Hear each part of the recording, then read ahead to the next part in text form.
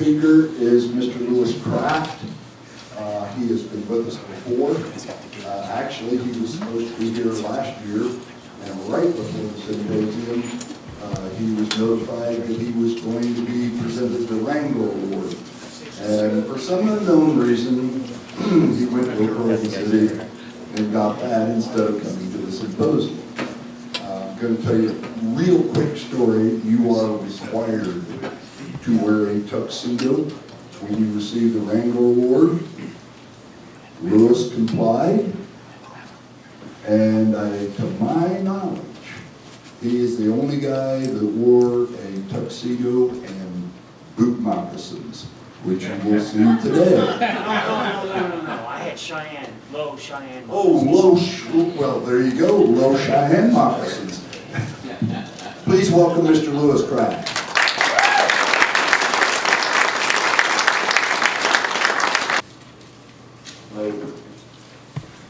Mr. Corey,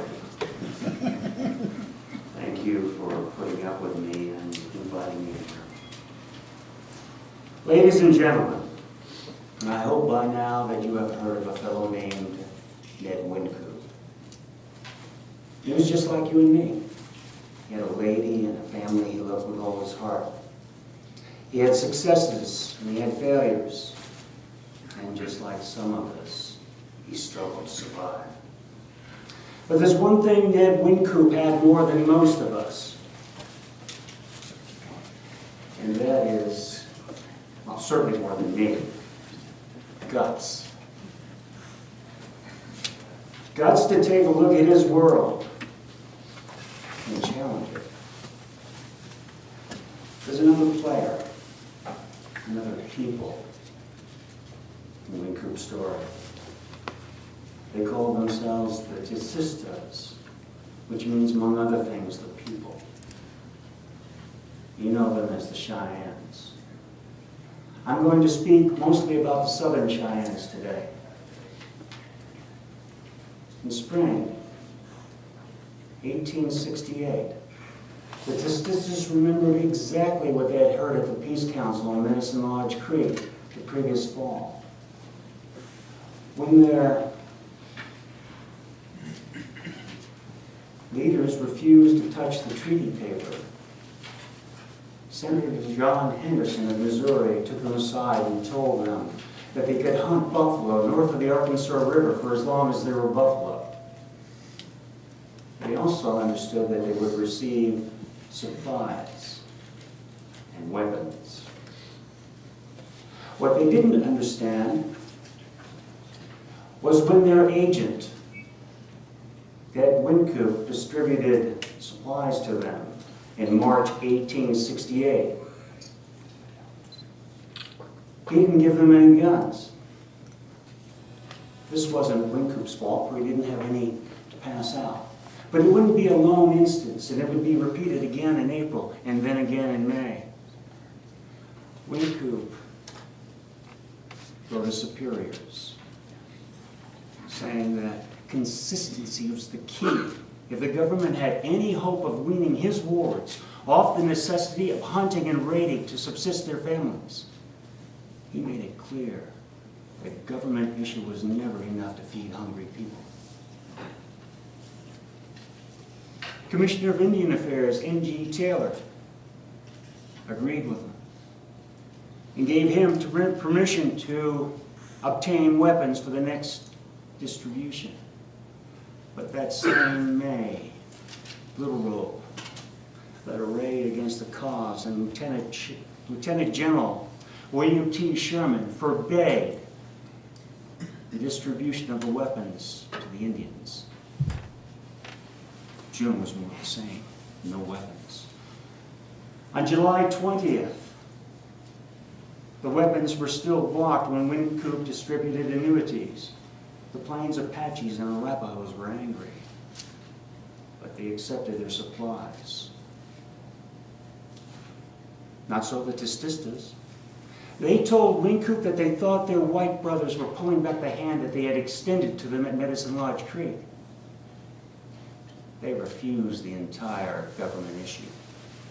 Wynkoop immediately contacted his superiors and said that they needed to release the weapons and as soon as possible. Commissioner Taylor made sure this happened. And he instructed Superintendent of Indian Affairs Thomas Murphy, who was then in Washington, to travel to Fort Lyon in Kansas, where Wynkoop's Indian Agency was located. Upon his arrival, Wynkoop convinced him that the Indians would use the guns for hunting. With Murphy's blessing, he sent out runners to invite the Indians back to Fort Lyon. The Arapahoes and Apaches were camped closer and they arrived first. Murphy lectured them about not traveling over land occupied by white settlers. Then on that August 1st, he watched while Wynkoop distributed the weapons. The Cheyennes, the Southern Cheyennes, had not arrived yet, and he couldn't wait, so he departed the next day. It took until August 9th before Wynkoop had enough Cheyennes present to distribute the annuities and weapons. The next day, he wrote his superiors, "I am convinced that there will be no trouble with them this season." But then, on that same day, on that same August 10th, tragedy struck. For on that day, over 200 testistas and dogmen from the villages of Little Rock, Stone Forehead, Black Kettle, Bull Bear, appeared on the Cheyenne River in north central Kansas.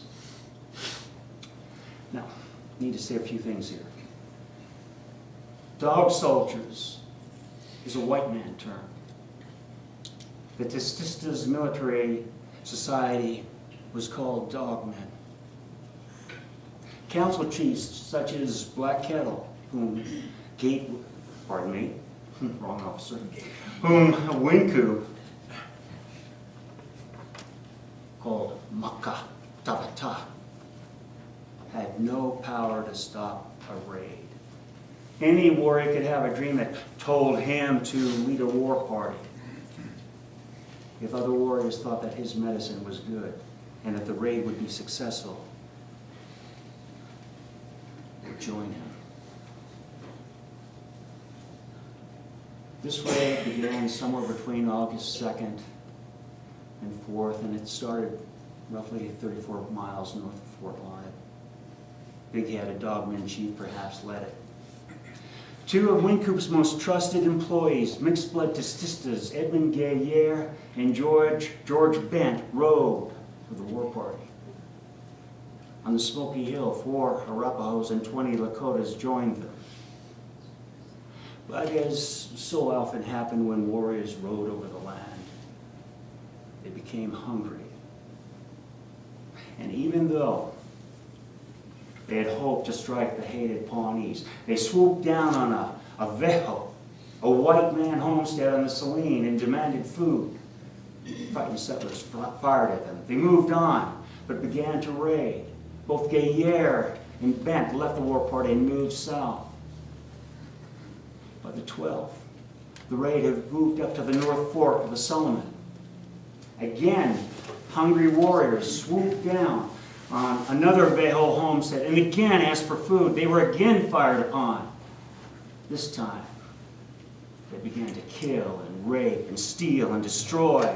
Eventually, the raid moved back to the Saline. And as whites fled for their lives, the rampage continued.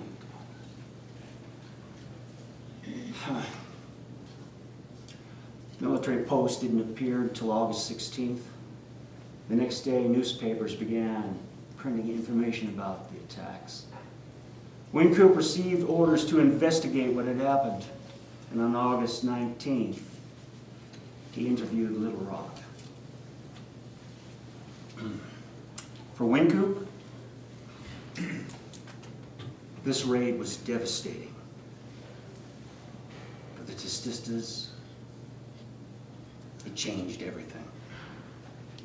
There'd be no more excuses, no more second chances. From this day forward, their lives would never be the same again. And neither would Wynkoop's. For this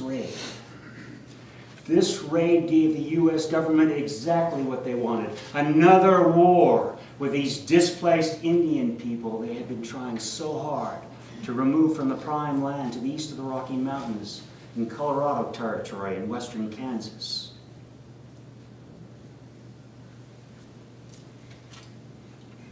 This war, like I said, would be different.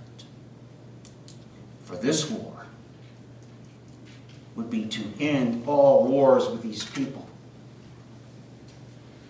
By early September, Wynkoop found himself holed up at Fort Lyon as the war raged around him. Unlike the past, he was unsure how to proceed, unsure how he could protect people he felt were innocent from being punished for the crimes of the guilty. About this time, General Philip Sheridan, who commanded the Department of the Missouri, began to rethink how he would defeat a mobile enemy and began plotting a winter assault when freezing temperatures made snowbound villages easy targets. Initially, Wynkoop wasn't aware of the military's plans, and he began to draft his budget for the upcoming quarter for Indian supplies. This would soon become an exercise in futility, for there'd be no more annuity distributions.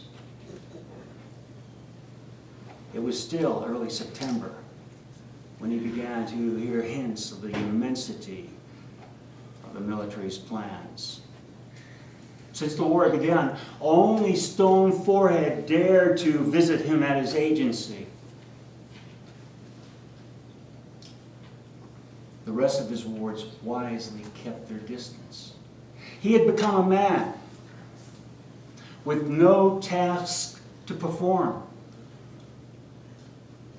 If you knew Wynkoop, you knew that this was not a situation he could deal with. Not deal with and keep his sanity. If you knew Wynkoop, you knew that he was a man who made decisions and then acted on them. In mid-September, Wynkoop made a decision and applied for a leave of absence, stating that he hadn't had any time off since becoming an Indian agent in 1866. He said he wanted to visit his ailing mother in Philadelphia. With permission granted, he packed up his family and set out for Pennsylvania on September 17th. Shortly after he left, Acting Commissioner of Indian Affairs, Charles Mix, telegrammed his mother asking her to tell Wynkoop to contact him as soon as possible. Mrs. Wynkoop wired back, saying that her son wasn't with her, and she had no idea where he was. By this time, Wynkoop had reached his destinations, Washington and New York, where he attempted to gain support to end the war. He failed, and eventually appeared at his mother's house. Here he found a telegram from Commissioner Taylor awaiting him. Taylor informed him that Lieutenant General Sherman had shut down his agency at Fort Lyon. Sherman demanded that he end his leave, return to the frontier, travel to Indian Territory, and at Fort Cobb gather his wards. This worried Wynkoop. At one time, not that long ago, he had thought that this was the perfect way to protect innocent people. But that was at Fort Lyon. Congregate them. Segregate them. Create a safe zone. No longer. No longer. For Wynkoop no longer trusted the military. He hugged his mother and family goodbye and set out for the frontier.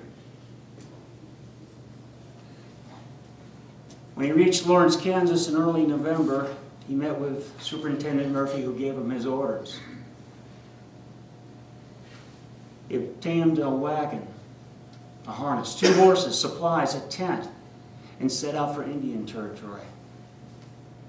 The weather was harsh, winds howled, and his progress slowed as he moved southward. Alone, and knowing the task at hand, gather his wards at Fort Cobb. And undoubtedly, his thoughts drifted back to spring 1864.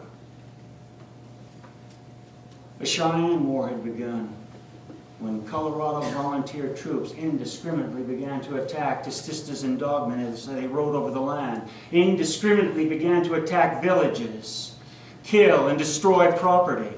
And the Tististas fought back with a vengeance.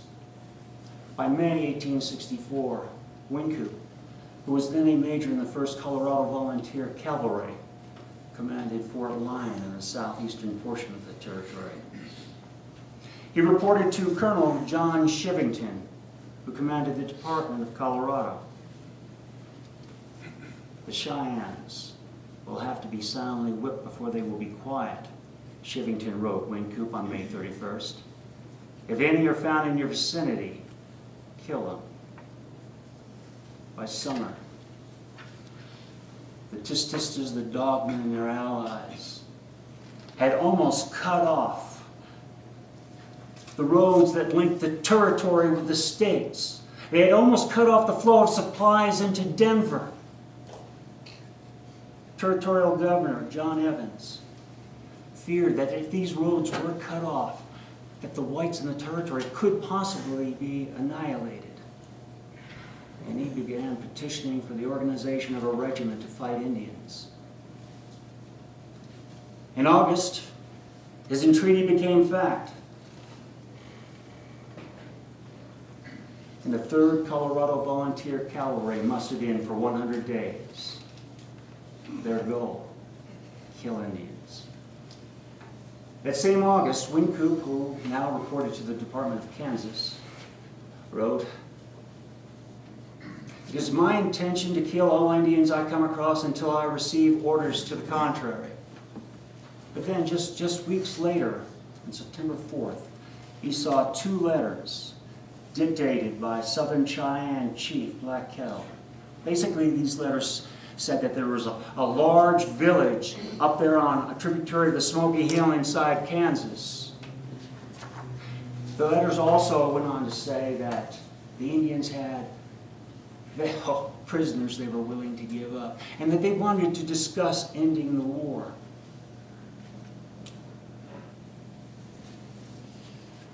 Ending a war. A heady thought. When Wynkoop's subordinates realized that he intended to march toward this village, they called the mission suicide. Wynkoop ignored them.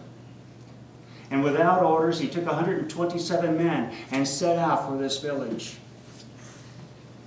By the morning of September 10th, he was inside Kansas and nearing the still unseen village.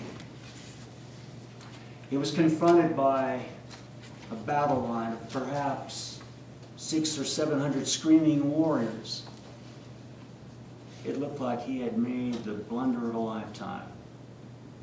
Everyone was going to die. But nothing happened.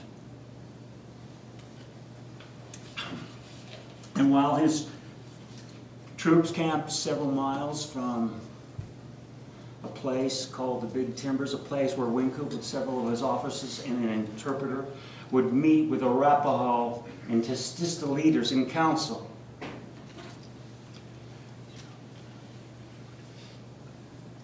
Wynkoop, after telling the Indians that he had seen the letters, told them that he didn't have the authority to end the war, but that he could take their leaders to Denver to meet with Governor Evans. He told them that if they gave him the white prisoners, it would show their good faith. One by one, Tistista's leaders tore into him, pointing out all the ills heaped upon their people by the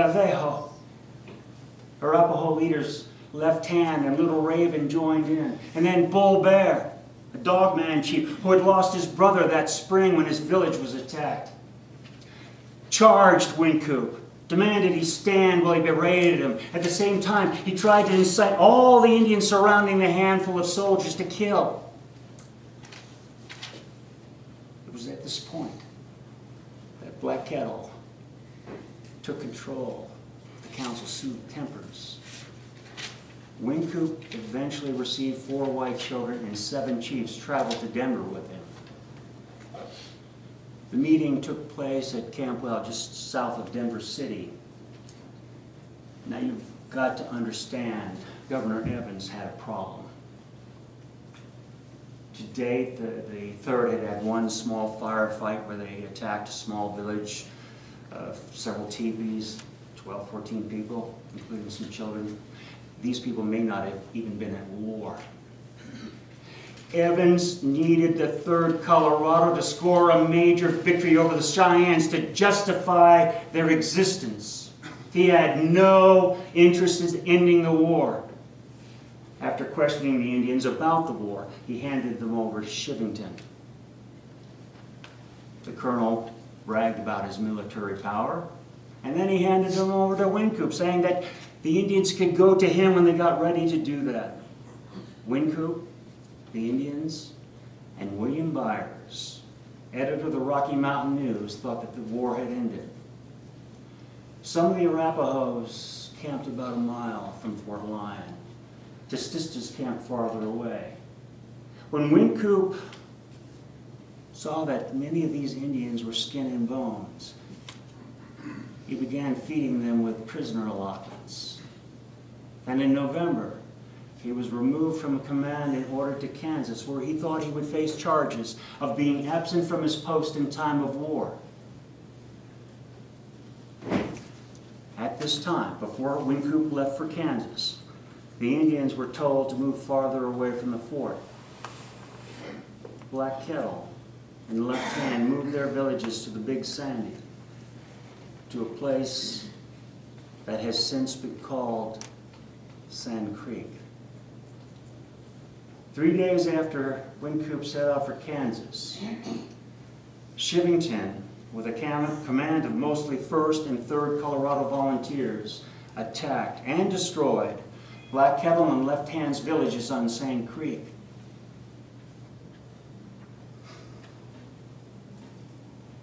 People died in horrid ways.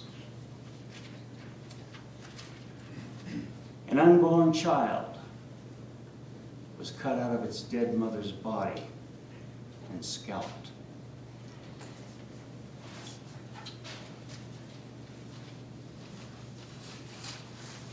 Little children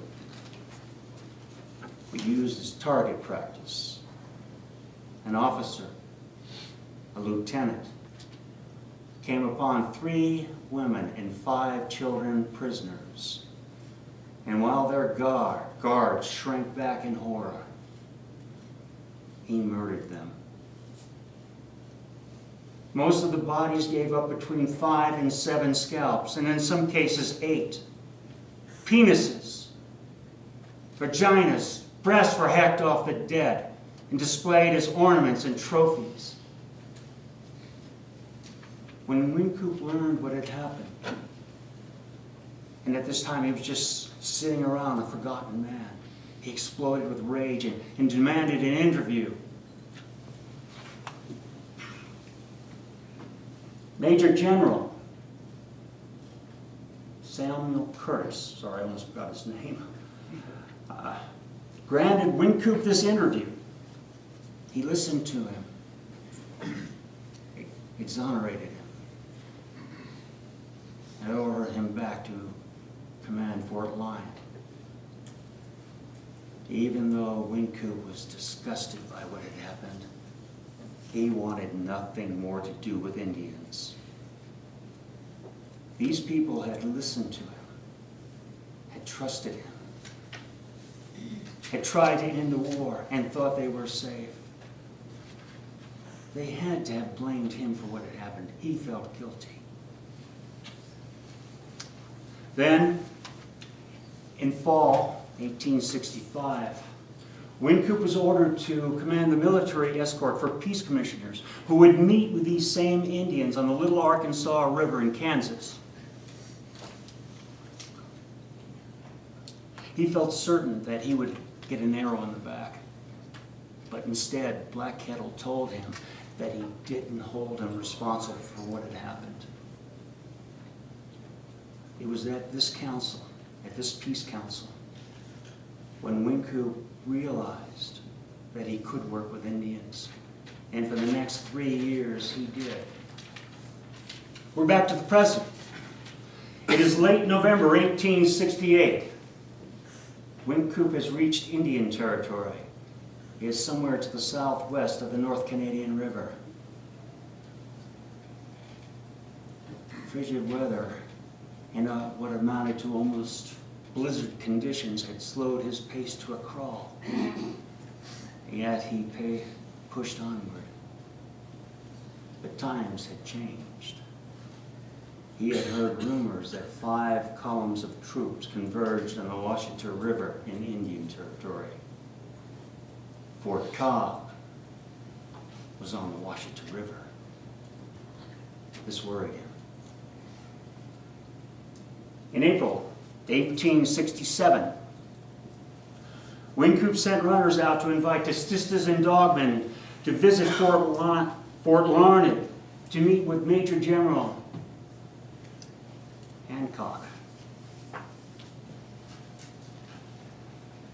was snow. It was a heavy winter at that point in time.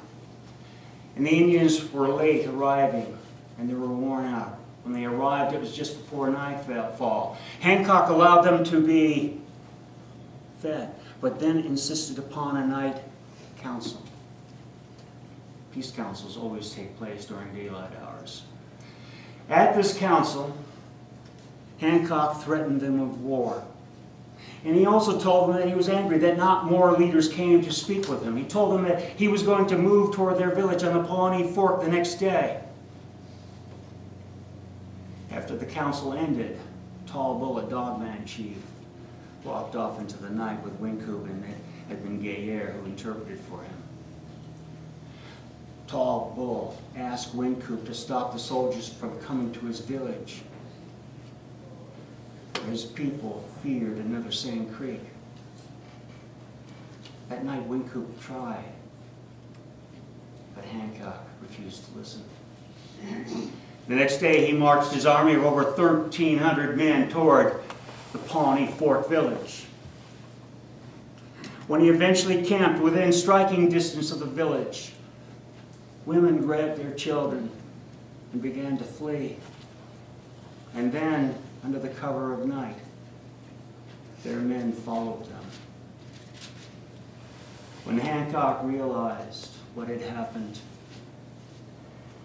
he was livid. As far as he was concerned, these people were guilty of something. Why else run? Wynkoop told him that they feared being hacked to pieces. General refused to listen. And then, just days later, Hancock proclaimed that he was going to destroy Lakota, Testista, Dogman village for punishment for running. Wynkoop did everything he could to prevent this. Finally, he told the general, he told him, look, if you destroy this village, you will start a war. Hancock destroyed the village and started a war. We're back to the present. It is now November 29th, 1868. Wynkoop still hasn't reached his destination, but with thoughts of the Pawnee Fork and Sand Creek haunting him, he halted his journey. He had made a decision. Inside his tent, he put pen to paper. Volunteer troops are determined to kill all the Indians of my agency, he wrote Commissioner Taylor. The Cheyennes and Arapahoes will readily respond to my call to congregate. But I most certainly refuse to again be the instrument of the murder of innocent women and children. All left me under the circumstances And the present state of feelings I have in this matter is to respectfully tender my resignation. 2 days. 2 days. Before Wynkoop resigned on November 27th, Lieutenant Colonel George Armstrong Custer and the 7th U.S. Cavalry attacked and destroyed Black Kettle's village on the Washita River. Custer's official report stated, "The Indians found on the ground and in our possession include the bodies of 103 warriors, including Black Kettle. In the excitement of the fight, as well as in self-defense, it so happened that some of the squaws and children were killed and wounded." I want to make it perfectly clear, right here, right now, that when Custer heard that some of his men shot at women and children, he raced to stop the outrage. Unaware of Black Kettle's fate, Wynkoop set out for Atchison, Kansas. Over the years, much of his views on war and race had been printed in the newspapers. Much of what he said and did was controversial. Knowing that he would set off yet another controversy, he released his resignation letter to the press. When he reached Atchison, he returned the government property in his possession and then set out for Washington, where he settled his account with the Interior Department. On December 17th, the Senate Committee on Indian Affairs questioned him about the Washita fight. Wynkoop pointed his finger at the military, accusing them of forcing the Indians into war. After testifying, he traveled to New York. By now, most of those angered over his reasons for resigning had begun to speak out. Wynkoop had stood up to the military and the press for 4 years. Nothing had changed. And officers and editors lined up to do battle with him with words. It was at this time that he received new information that supported his accusations. James Morrison, a scout interpreter he hired to move among the Arapahoes, sent him an account of the Washita fight. 2 mixed-blood Arapaho scouts, John Poisel Jr.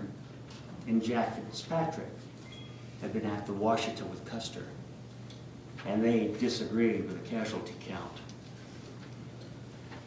They told Morrison at Fort Dodge that there were not more than 20 bucks killed. The rest, about 40, were women and children. Wynkoop's appearance in Manhattan generated a story. He had become a cause célèbre, and the industrialist Peter Cooper invited to meet with members of the General Committee of the United States Indian Commission. Wynkoop met with them on December 19th. They wanted to know why he resigned, what led to the recent conflict, how it could have been avoided, and they wanted to know about Black Kettle. Satisfied with what Wynkoop said, Cooper invited him to speak at the Cooper Union in 2 nights. On the evening of December 23rd, Wynkoop took the podium in the cavernous hall, a cavernous hall that was standing room only, and clearly explained why he resigned, making explicit his fears that I was only a decoy used to induce these Indians, those avoiding the war, to present themselves in a locality where they could at any moment be attacked and murdered. He absolutely refused, as he put it, to be an accessory to the crime of systematic slaughter. He placed the blame on the continued hostilities on Shivington and Hancock. He then summed up the situation as the withholding of arms and ammunition, which prevented these Indians from procuring game to subsist their families, which game was becoming more scarce every day. He then pointed out the U.S. government's neglect to provide these people with the absolute necessities of life. Wynkoop had made a stand, and there'd be no turning back. By the beginning of the new year, the fight had begun to take a toll on him. From Philadelphia, on January 2nd, he wrote Samuel Tappan, a former soldier who also stood for Indian rights. And he raised the rhetoric question: which Indian leaders would be put to death next? Little Raven? Satanta? According to Wynkoop, more murders would unleash yet another chapter of horrors to add to this damnable infamy.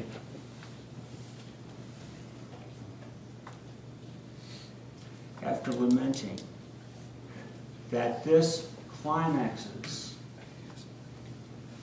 is the climax of infernal atrocity, he wrote, "I will be damned if I don't desert my country, forswear Christianity, become a Mohammedan if this state of affairs continues and is endorsed by the U.S. government."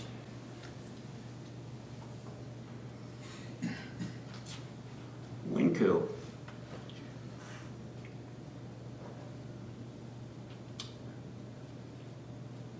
returned to Washington by the 5th, where he again tried to gain more support. But by the end of the month,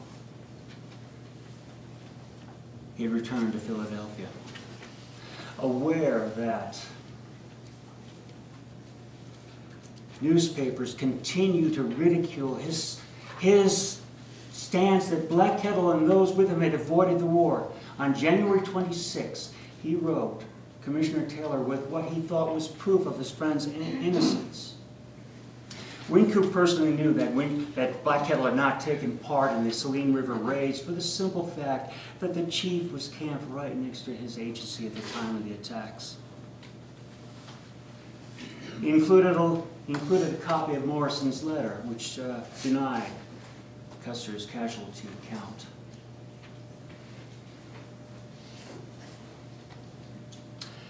There are Indians deserving of punishment, he wrote Murphy, but unfortunately, they have not been the ones who received it at the hands of the troops at the Battle of the Washita.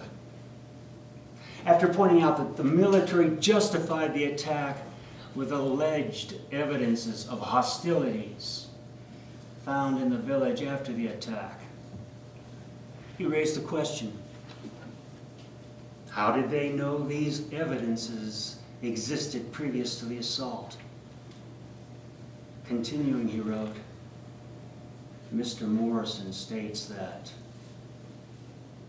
40 women and children were killed. That statement needs no comment. It speaks for itself. Finally, he wrote, I don't know if the government desires to look at this affair in a humane light or not. And if it only desires to know whether it was right or wrong, I must emphatically pronounce it wrong and disgraceful. Wynkoop had made a powerful ally with Peter Cooper, certainly to discuss the continuing war and what needed to be done to prevent the continued extermination of his former wards. As the new year progressed, Wynkoop began to put his sights on a position within the Interior Department. Although he was aware that his views on Indian rights was unpopular, he naively thought that his outrage over what he considered the wanton murder of innocent people would win the day. With characteristic enthusiasm, he applied for a position that not only appealed to him, but one that he was capable of performing. He spoke to Peter Cooper about it.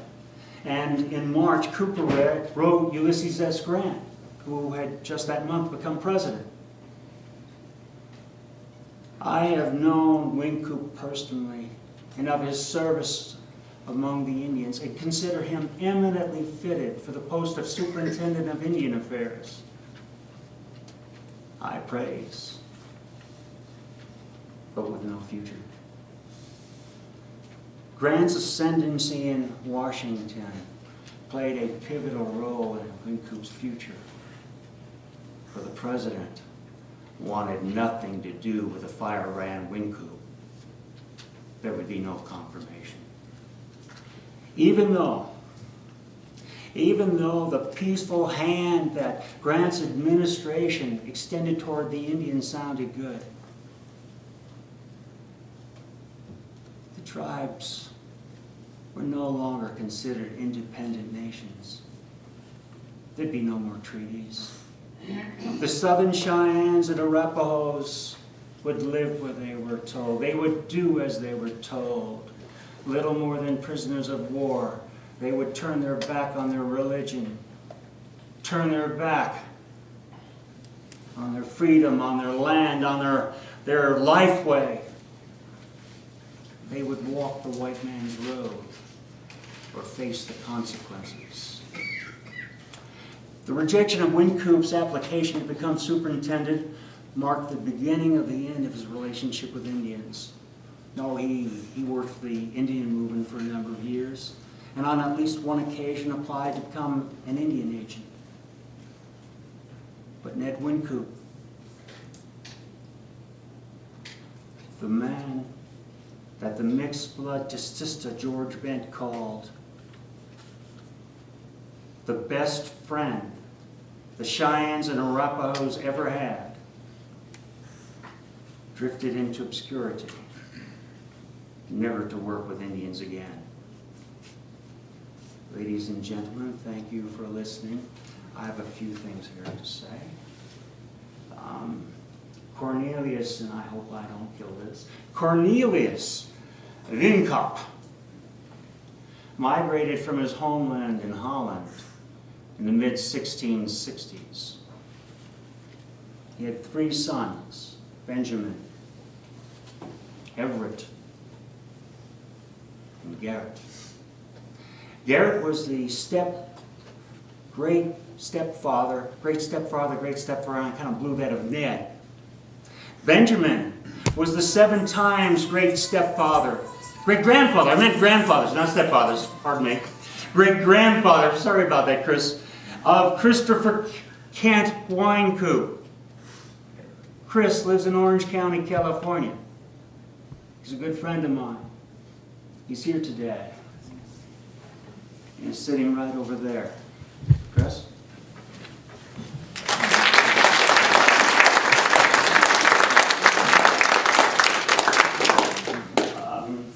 2 other things, and I'm sorry about this. There is a new website. It's called lewiscraftwriter.com. It went live this month. There is a blog on it. If you want to know some of my backstory, you want to know what my future projects are, they're there, and it will be updated. I have total control. I designed it. I have total control over this website. It will be a live website. Unfortunately, I've gone way over my time, and I apologize.